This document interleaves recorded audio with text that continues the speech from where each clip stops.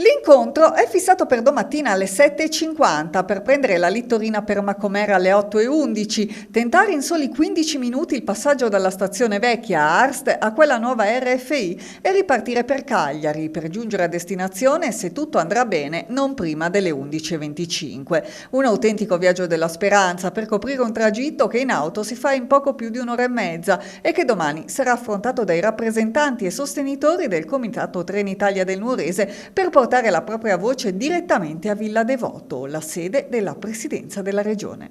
L'obiezione che viene sempre fatta, che non c'è un'utenza sufficiente, è assolutamente pretestuosa.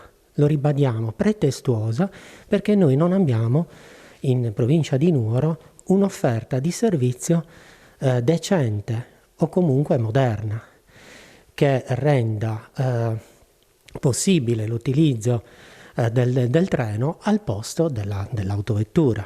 L'obiettivo è portare l'attenzione sui disagi che vivono i cittadini nuoresi ogni volta che vogliono affidarsi al trasporto su rotaia per raggiungere gli altri capoluoghi o altre località della regione. Eppure un progetto per la Nuoro Macomer per trasformare in standard la rete a scartamento ridotto c'è, è già stato inviato alla regione e da questa inserita tra i progetti da finanziare con Recovery Fund. A produrlo la Facoltà di Ingegneria dell'Università di Cagliari, 114 milioni di euro per un progetto per il benessere dei cittadini di cui dovrebbe occuparsi RFI, società interamente controllata dal gruppo Ferrovie dello Stato.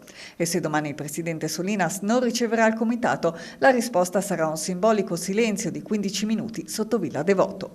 Un collegamento moderno con la trasformazione del tracciato da Nuoro a Macomer consentirebbe di collegare tutti i capoluoghi di provincia, i porti e gli aeroporti.